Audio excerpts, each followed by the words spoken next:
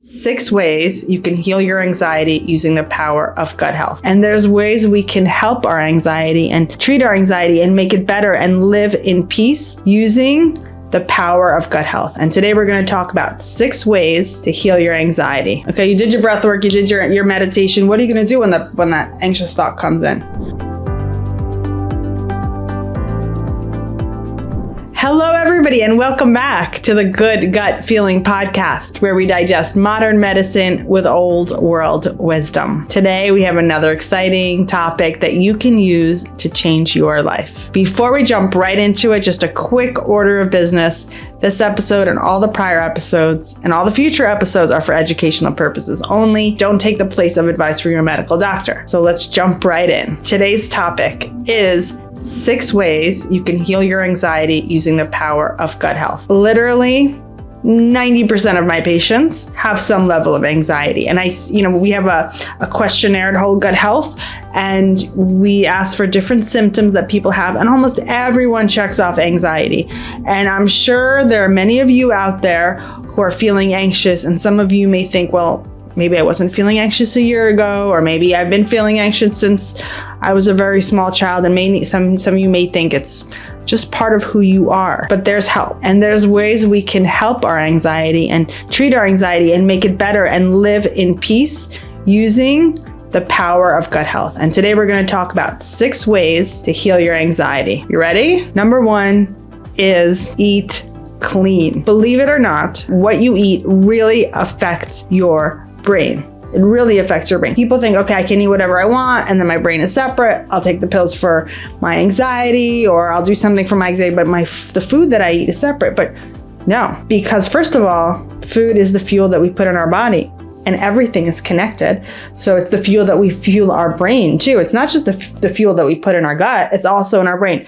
But even deeper than that, there's so many connections between the brain and the gut. And I love talking about this because the brain is obviously connected to every single system, but it is connected more to the digestive system than any other system. So you've heard of terms like I have butterflies in my stomach, or I have a gut feeling. And many people will notice, oh, when I get nervous, I feel my stomach churn, I feel like I have to run to the bathroom, or something like that. I feel nauseous. It's very, very common because the brain is connected to the gut in a really deep way, in many ways. So first of all, neurologically, we have the vagus nerve. The vagus nerve is a major nerve that connects the brain to the gut. So when we feel different emotions, and then we feel a change in our bowels, that could be from the vagus nerve, but it gets even more than that. Because if you think about it, how does stress work? So stress is known to impact total health. We know that, but it impacts gut health in particular. And many of my patients who have chronic diseases like Crohn's or ulcerative colitis that are stable, or they're controlled, or they haven't had a flare in many years, and it's really like they're basically cured, end up having a flare when they're stressed. And many times when people have autoimmune diseases, maybe not even diseases, maybe they have it in their family, maybe they have autoantibodies, maybe they have some kind of genetic predisposition. It gets triggered when they're 10, when they're 15, when they're 20, when they're 30, when they're 40. What happened all those years? Because their genes were the same gene. Something triggered it. And many times if you probe someone and you ask them, what was it that triggered what was going on in your life that may have triggered? And a lot of times it was like worrying about something, anxiety about something, depression, something mind-body connection. And right now, anxiety is so prevalent. People are just worried, whether it's uncertainty about the economy, or where is this world going, or health. We have so many challenges now, and many people feel out of control, especially because we lived a pretty good life for many years. We felt calm, we felt secure. Now all of a sudden things seem to be shifting. So people feel anxiety, and people are having more gut health issues as well. Number 2 is fermented foods. I love fermented foods. Fermented foods are nature's probiotic. And yes, we can get it in a pill, and sometimes it's easier, and I take it sometimes, and sometimes I recommend it for patients. It is sometimes easier in a pill. But if you can get it as a fermented food, it adds a special layer to it in that you get the prebiotic and the probiotic. So what is a fermented food? A fermented food is one that has been allowed to spoil, if if you will, in a way that allows good bugs to grow on it in a controlled way. So it's not like rotten, but it has that sour taste from all of the bugs growing. And these are good bugs.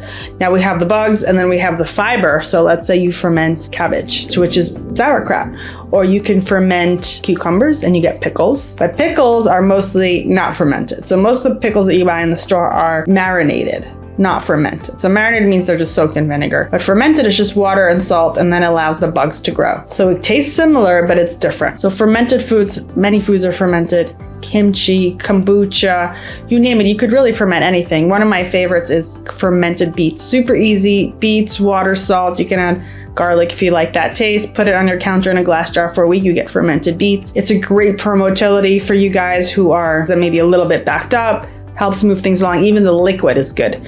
It stains your stools. Your stools can look pink or red, so don't be afraid. But it's really like a superfood. It's truly a superfood in many ways. Number 3, and this is my favorite and the most powerful tool that we really have to achieve all kinds of health, and that is mindful practices, because our mind creates our reality. There's a number of mindful practices. I have a few that are my favorites that we're going to get to, but our brain and our mind creates thoughts. Those thoughts can be chronic thoughts. For example, if someone had an experience, a negative experience in their life, they can live their life kind of living that experience over and over again. Like, for example, someone had an experience with a parent abandoning them. They may live with this anxiety or fear of abandonment in people who may not really want to abandon them, but they live with that fear, and it's a perpetual anxiety in their brain. So what can they do? There's so many great ways to deal with that, but how does that affect our body? So first, there's the thought, the perpetual thought. That is a stressful thought. Our body creates chemicals that respond to that stressful thought. One of them is cortisol, for example. It is a stress hormone. So cortisol then creates inflammation in the body. Now, inflammation in the body can be a good thing if it's acute, because inflammation in the body fights off infections. But when inflammation in the body becomes chronic, that is the seed of all chronic diseases. So how do we switch that? So if our anxiety can affect the body in a negative way, then it can affect the body in a positive way if we switch it. And this is where mindful practices come in. So number 1 is get to it every day, regardless of how you feel, and that is meditation. I can't talk about it more than it's everything. It's literally everything. You create a different frequency in your brain. You create different brain connections when you meditate. You have to be consistent. You have to be consistent, and you have to be patient, because it takes time. It's like, you want to run a marathon, or you want that, even that runner's high. Let's call it the runner's high. You're not going to get that the first time you run and you're out of breath in 3 seconds. You've never run before. You're not going to expect to get that feeling of high right away. But after you run for a week, for 2 weeks, for 3 weeks, and you built up, then all of a sudden it's like, whoa, you're getting there. And that's when you really see the benefit.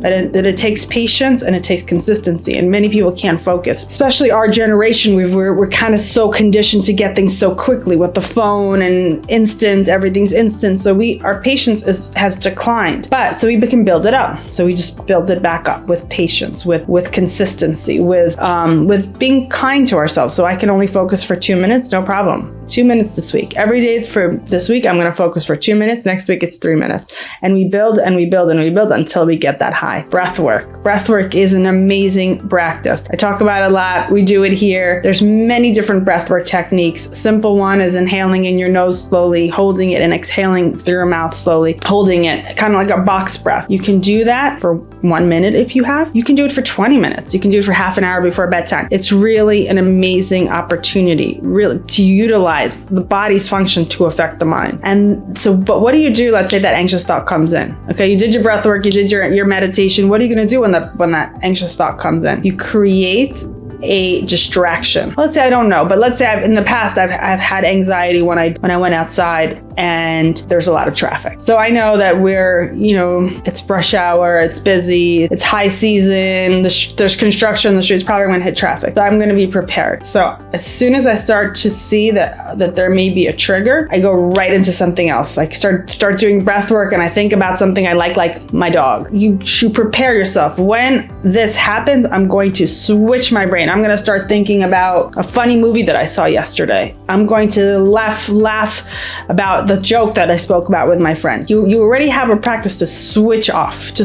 And after you do it once and twice or 10 times, it's going to become already robotic and you won't need to do it. You won't need to do maybe you won't need to do the action, or you won't need to make that effort. It'll just come naturally. Number 4 is exercise. Exercise is key. Exercise affects the mind-body connection. There's many different ways to exercise. It really depends on your physical state. Key is consistency. Like everything else, what do you like to do? If you hate running, then maybe that's not what you should be doing, because you'll probably hate it every day. But if you enjoy running, or if you enjoy biking, or if you enjoy swimming, or if you enjoy weightlifting, pick what you like to do. Strength training is good. Some cardio is good. It's good to mix it up. Make sure you don't overdo it. Make sure you get time to rest. Make sure you challenge yourself at least a little bit. Make sure you stretch. But exercise is very powerful for the mind-body connection. In fact, it's been shown to help cognitive decline in Alzheimer's. But it's definitely something that is so powerful for anxiety and mindset and energy level. And it's something that ideally should be in the morning if you can, at least not at night.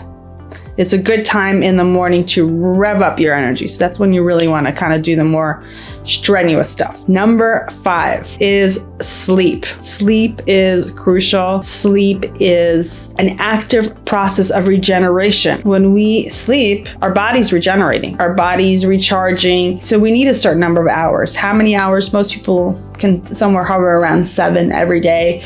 Let's say one day you get 4 or another day you get 5 or 6. It's not enough for you. Okay, you catch up the next day. We do have some resilience.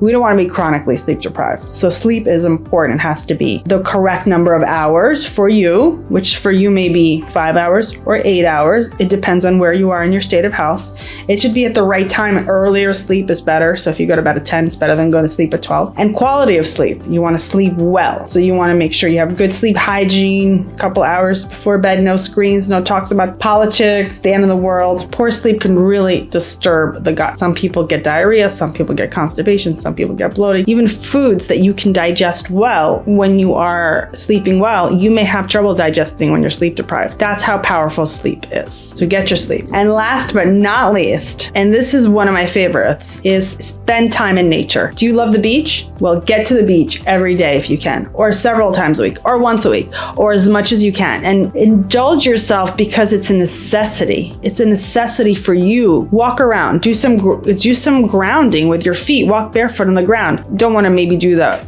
in the city on concrete. If it's soil near your house that you know is safe, walk around barefoot. On the beach, in the sand, walk around barefoot. That in and of itself has a profound effect. The water, go into the water. If you love the mountain, go for a hike. Spend time in nature. Breathe the clean air. Nature is healing. Whatever scenery it is for you, whatever scenery is available for you. Okay, you live in New York City, go to Central Park. Take a drive out when you can out of the city. Sometimes it's hard to see nature when you live in a concrete jungle, but you take whatever opportunity you have. So remember, anxiety is not separate from your body, and your brain's not separate from your gut, and your gut's not separate from your brain. It's all connected.